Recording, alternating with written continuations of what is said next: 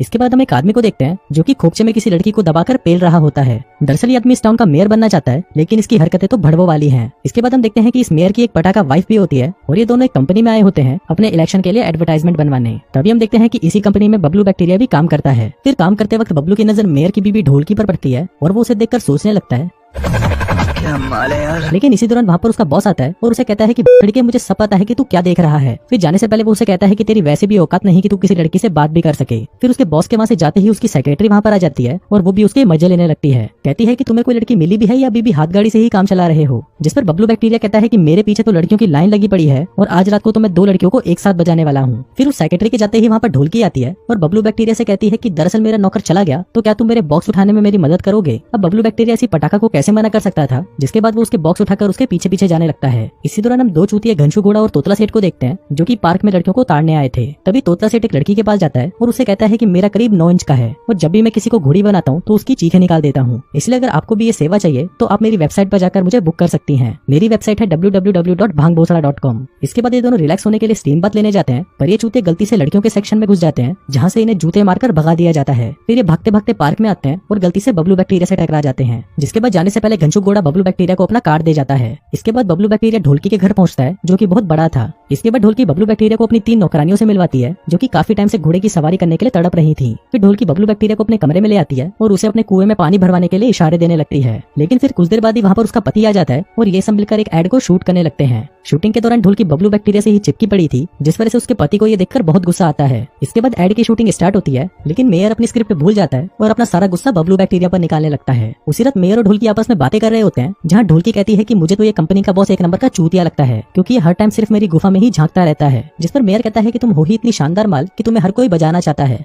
ढोलकी कहती है कि हाँ, हर कोई सिवाय तुम्हारे। और यहाँ पर हमें पता चलता है कि ढोलकी मेयर से चिड़ी हुई थी क्योंकि वो टाइम से उसकी ले नहीं रहा था। दरअसल मेयर का फोकस यहाँ पर अपने इलेक्शंस पर था, इसलिए वो ढोलकी पर ज्यादा ध्यान नहीं दे रहा था। पर अपनी ढोलकी तो ढोलकी थी और उसका काम था बजवाना, इसलिए उसे कोई ऐसा चाहिए था जो उसे दबाकर बजा सके। इसके बाद हम फिर से उन्हीं दोनों चूतिए तोतला सेठ और घनशू घोड़ा को देखते हैं जो कि एक सेमिनार में स्पीच दे रहे थे। तभी तोतला सेठ वहाँ पर एक लड़की को बुलाता है और उससे पूछता है कि तुम्हारे सिर के बाल और तुम्हारी झांटों के बाल में क्या फर्क है। जिस पर वो लड़की कहती है कि दोनों सेम है। फिर वो उससे एक और सवाल पूछता है कि तुम्हें कहाँ डलवाने में ज्यादा मजा आता है। जिस पर वो कहती है कि पीछे से। अब उस लड़की ने सभी सवालों के सही जवाब दिए थे, इसलिए तोतला सेठ वहाँ पर एक दूसरी लड़की को बुला लेता है। वो उससे पूछता है कि तुम एक साथ कितने घोड़े ले सकती हो। अब इससे पहले कि वो इसका जवाब देती, तभी वहाँ पर एक और लड़की आकर तोतला सेठ को मारने लगती है। कहती है कि इस भूसे वाले ने 9 इंच का बोलकर मेरा चूतिया काटा, इसका तो सिर्फ 3 इंच का है। अब इतनी बेइज्जती होने की वजह से तोतला सेठ उस सेमिनार को वहीं छोड़ देता है और डिसाइड करता है कि अब वो सरसों का तेल और चटाई लेकर मरवाने का काम करेगा। लेकिन जाने से पहले वो एक बार और ट्राई करना चाहता था, इसलिए इस बार वो एक लड़के को बुलाता है और ये लड़का और कोई नहीं बल्कि अपना बबलू बैक्टीरिया था। फिर तोतला सेठ बबलू बैक्टीरिया को एक लड़की से बात करने को कहता है, लेकिन फिर जैसे ही बबलू बैक्टीरिया उस लड़की से बात करता है, वो लड़की उसे चूतिया और छोटी लुल्ली वाला बोलकर वहाँ से चली जाती है। इसके बाद बबलू बैक्टीरिया भी निराश होकर वहाँ से चला जाता है। फिर हम देखते हैं कि बबलू बैक्टीरिया दुखी होकर एक बार में बैठा होता है कि तभी वो वहाँ पर एक आदमी को देखता है जिसके पीछे लड़कियां कुत्तों की तरह पड़ी थी। वो आदमी उन लड़कियों से रिक्वेस्ट करता है कि प्लीज थोड़ी देर मुझे छोड़कर थोड़ा डांस भी कर लो, लेकिन ये लड़कियां थी कि उससे चिपकी ही पड़ी थी।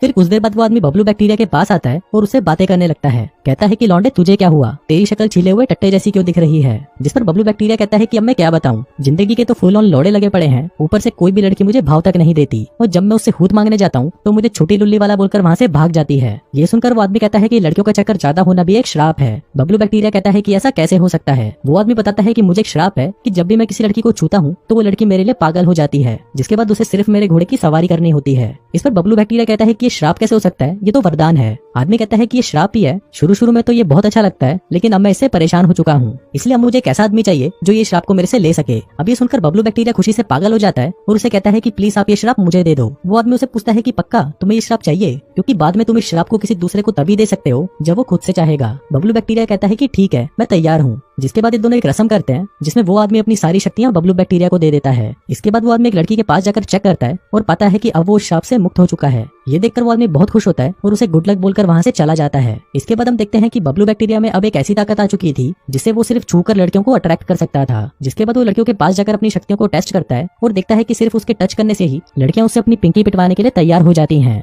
जिसके बाद वो जानबूझकर लड़कियों को छूने लगता है और जैसे ही लड़कियां उसको टच करती हैं, उनके शरीर में ठरक की आग जागने लग जाती है और वो सोचती हैं कि अब तो बस हमें बबलू बैक्टीरिया का ही काला घोड़ा चाहिए। अब बबलू बैक्टीरिया की तो चांदी हो चुकी थी और वो एक साथ कई लड़कियों के साथ मजदूरी करने लगता है। वो जहाँ पर भी जाता लड़कियों को सम्मोहित करके अपने पीछे पागल कर देता। अब कई दिनों तक तो उसका ये कार्यक्रम ऐसे ही चलता है, लेकिन कुछ दिनों बाद वो इससे बोर हो जाता है और सोचता है कि ये काम तो बहुत ही मुश्किल है और सचमुच में ये एक श्राप ही है। इसके बाद वो लड़कियों से बचकर चलने लगता है क्योंकि उसने इतनी ज्यादा मजदूरी कर ली थी कि उसके घोड़े ने खड़ा होना ही बंद कर दिया था। इसके बाद से वो लड़कियों से भागता फिरता था, लेकिन फिर जब लड़कियां उसे पकड़ लेती हैं तो वो उन्हें कहता है कि मैं तुम्हें घोड़ी बना तो दूंगा, लेकिन मुझे रिकवर होने के लिए थोड़ा टाइम चाहिए, जिस पर वो लड़कियां भी मान जाती हैं। इसके बाद जब वो अपने ऑफिस में जाता है तो उसका बॉस उसका फिर से मजाक उड़ाने लगता है, लेकिन तभी उसकी नजर ऑफिस के गेट पर पड़ती है जहाँ पर बहुत सारी लड़कियां बावली गायों की तरह बबलू बैक्टीरिया के पीछे पड़ी थी, जिनको देखकर बबलू बैक्टीरिया वहाँ से भागने लगता है और वो सभी लड़कियां भी उसके पीछे पड़ जाती हैं। इसी दौरान उसे एक बात का पता चलता है कि श्राप के बारे में एक प्रोफेसर को मालूम है, जिसके बाद बबलू बैक्टीरिया हेल्प मांगने के लिए उसी प्रोफेसर के घर पहुंच जाता है। वो कहता है कि बहन मेरी लाइफ के लोटे पहले भी लगे हुए थे और अभी भी लगे पड़े हैं। पहले लड़कियां मुझे देती नहीं थी, लेकिन अब वो मुझे इतना देती हैं कि मैं लेना ही नहीं चाहती। अब उसकी ये परेशानी सुनकर वो प्रोफेसर उसे एक कहानी सुनाता है कि एक बार एक आदमी को बहुत सारे बच्चे चाहिए थे, लेकिन उसके घोड़े में इतना दम नहीं था कि वो अपनी पत्नी को ठंडा कर सके।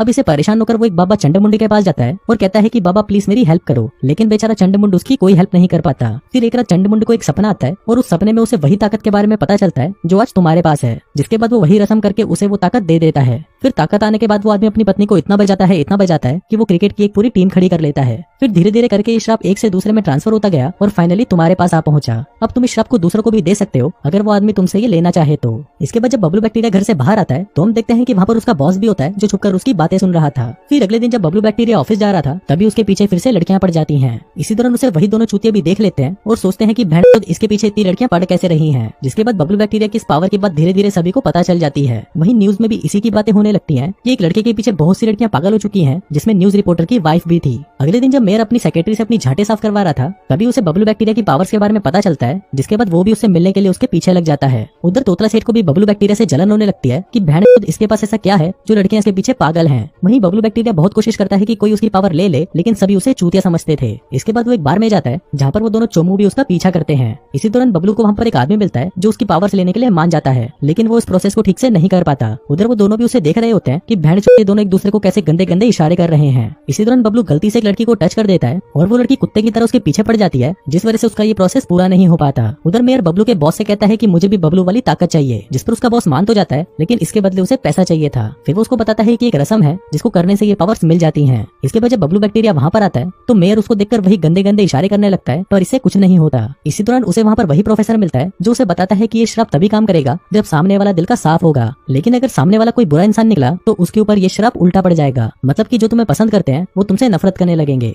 इसके बाद जब बबलू बैक्टीरिया वहाँ से बाहर आता है तो तोतला सेठ उसे किडनैप कर लेता है और उसे अपने साथ ले जाता है। फिर तोतला सेठ उसे कहता है कि तुम्हारी ताकत सिर्फ मुझे मिलनी चाहिए क्योंकि इन पावर्स को सबसे ज्यादा मैं डिजर्व करता हूँ, जिस पर बबलू बैक्टीरिया कहता है कि ये एक श्राप है और अगर तुम इसे लोगे तो बहुत पछताओगे, लेकिन तोतला सेठ फिर भी ये ताकत लेने के लिए तैयार हो जाता है। इसके बाद जब ये लोग पावर्स का प्रोसेस स्टार्ट कर रहे होते हैं तभी वहाँ पर वो मेयर आ जाता है, पर तोतला सेठ उसे भी मारकर सुला देता है। जिसके बाद बबलू बैक्टीरिया अपनी सारी पावर्स तोतला सेठ को दे देता है। अब अपनी पावर्स देने के बाद बबलू बैक्टीरिया बहुत ही रिलीफ महसूस करता है क्योंकि अब वो इस श्राप से मुक्त हो चुका था। फिर इसके कुछ दिनों बाद हम देखते हैं कि तोतला सेठ फिर से एक सेमिनार को अटेंड कर रहा होता है जहाँ पर वो एक एक करके सभी लड़कियों को छूने लगता है, ये सोचकर कि वो सभी उससे अपनी पिंकी पिटवाएंगी। लेकिन तभी वो देखता है कि इससे लड़कियां ठरक के बदले उस पर गुस्सा हो रही होती हैं, और ऐसा इसलिए था कि तोतला सेठ एक बहुत ही बुरा इंसान था, मतलब कि जादू का असर उस पर रिवर्स हो गया। इसके बाद वो सभी लड़कियां तोतला सेठ के पास जाती हैं और उसे नोच नोच कर मार डालती हैं, और इसी के साथ ही ये कहानी यहीं खत्म